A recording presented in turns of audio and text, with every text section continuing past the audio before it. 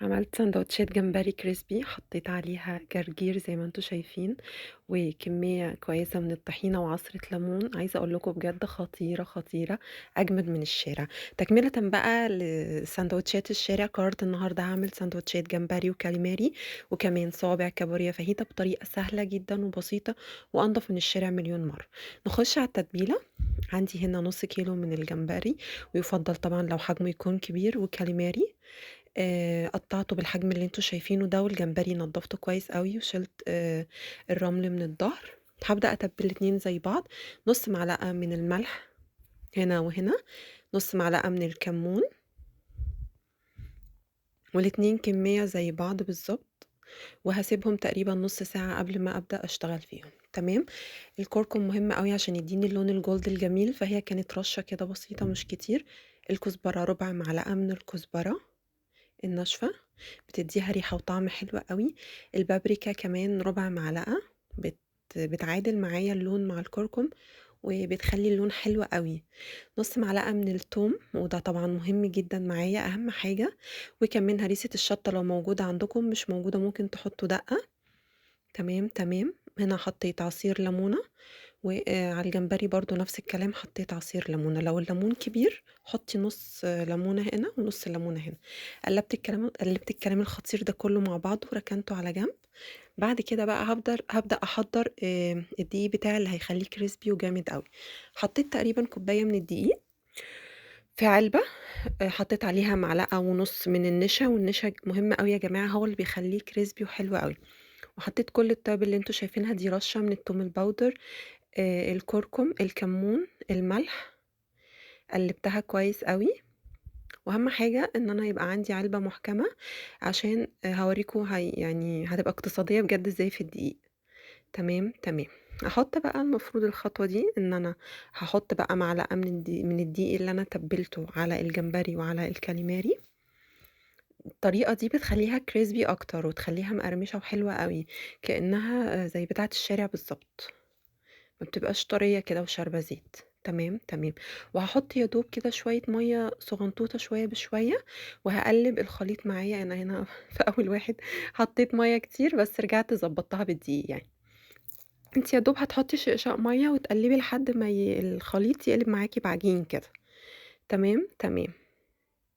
الخطوة دي مهمة مش حاباها، تمام، تقدري تستغني عنها. تقدري تحطي من الدقيق على طول وفي المَيّة الساقعة، وهكذا بالتبادل. تمام، أنا عايزاه يقلب عجينة زي ما أنتم شايفين كده. هابدأ بقى إيه، أحط كمية من الجمبري في العلبة. تمام. والخطوة دي يعني بتوفّر عليّا وقت ومجهود بصراحة. هاقلّبه كويس أوي، علشان أحس كده إيه، إن الدقيق بالتوابل دخل في كل أجزاء الجمبري. طبعًا هابقى محضّرة طاسة فيها زيت نضيف غزير وسُخن. أول ما أحط الجمبري يا دوب دقيقتين على الناحية دي ودقيقتين على الناحية دي، شايفين الجمبري طالع متغلف معايا كويس أوي. وكمان يعني مش مضطرة أقعد أحط بإيدي وأطلّع وأشيل الدقيق من عليه ولا أوقّع التتبيلة، هي الطريقة دي سهلة ولطيفة جدًا. الزيت بتاعي خلاص كان سِخِن كويس، هابدأ بقى أنزّل الجمبري فيه. يا دوب دقيقة أو دقيقتين، هو ما بياخدش وقت خالص، وهتلاقوا بقى أجمد جمبري بجد crispy وناشف وخطير، وطعمه جامد أوي من التتبيلة والليمون والكمون والتوم، التتبيلة باينة فيه كويس أوي. هابدأ بقى إيه، أعمل نفس الخطوات مع الكاليماري، يعني الكمية كلّها. هنا خلاص شايفين الجمبري لونه خطير وجولد وتحفة، بعد ما حمّرت الكمية كلّها وركنتها على جنب. بجد مش قادرة أوصف لكم طعمه كان عامل إزاي، وقد إيه كان ناشف ومقرمش ومش شارب زيت خالص، لإن النشا هي اللي عدلت لي الحاجة دي، إن هو ما يشربش زيت. النشا بجد بيطرد أي زيت زيادة، وفي نفس الوقت بيخلّيه إن هو يبقى ناشف ومقرمش. حضّرت بقى الفاهيتا بتاعتي اللي هي صوابع الكابوريا، دي آخر حاجة باعملها، إن هي ما بتاخدش وقت خالص. حطيت معلقة من الزبدة وفلفل ألوان وبصل، ومع الزبدة حطيت نُص معلقة من التوم. يا دوب التوم بدأ يطلّع ريحته كده. تمام، هابدأ بقى إيه، أقلّب البصل مع الفلفل الألوان والفلفل الأخضر والتوم، بحيث كُلّه إيه، يعني يا دوب الخضار يدبل حاجة بسيطة عندي. وصوابع الكابوريا بتاعتي كنت مقطّعاها الحجم اللي أنا عايزاه. تمام، أول ما الخضار يبدأ يدبل، هانزل بصوابع الكابوريا. هادّي له بقى رشّة من الملح، هنا الخضار كان خلاص بدأ يدبل، رشّة من الملح والكمون والبابريكا، هابدأ بقى أنزل بصوابع الكابوريا، يا دوب هادّي له تقليبة بسيطة كده وهاغطّي عليه، أقل من 5 دقايق بيكون استوى علشان ما يتهريش معايا وأقدر برضه إيه، أحطّه في الساندوتشات.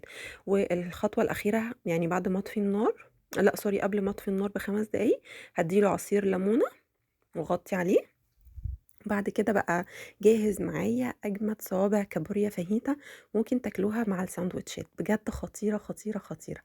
وهنا عملت أول يعني ساندوتش بقى، حطيت طبقة كده محترمة من الطحينة، رصيت الجمبري الجميل اللي أنا عملته، وطبعًا الجرجير ما نقدرش ننساه والشطة والليمون، وحضّرت معاهم طماطم عبارة عن حطيت لها طماطم، حطيت لها دقة وكمون وليمون وملح، بجد كانت خطيرة جدًا، جدًا جنب الأكل. نيجي بقى نشوف إيه صوابع الفاهيتا والكابوريا اللي إحنا عملناها، شايفين يا جماعة المنظر؟ بجد خطيرة، دي بقى تاخد عصرة من الليمون وشوية جرجير كده صغننين وشوية من الطحينة، وتاكلي أجمد ساندوتش فاهيتا كابوريا ممكن تدوقيه في حياتِك. بجد كانت سهلة أوي وبسيطة وطعمها جميل، وكمان إن أنتِ لمّا تعملي حاجة كده وتنجح الواحد بيفرح بيها ويحس قد إيه الموضوع سهل وبسيط، ومش مضطرين طول الوقت ناكل الحاجات دي من الشارع، بالعكس بتبقى في البيت أنضف وأحسن، والزيت بيكون أنضف وأحسن، فده أنضف لينا ولصحة ولادنا ولصحتنا، فأتمنى تجربوها من كل قلبي. ما تنسوش لو عجبكم الفيديو follow like، هاستنى رأيكم في الكومنتات. باي.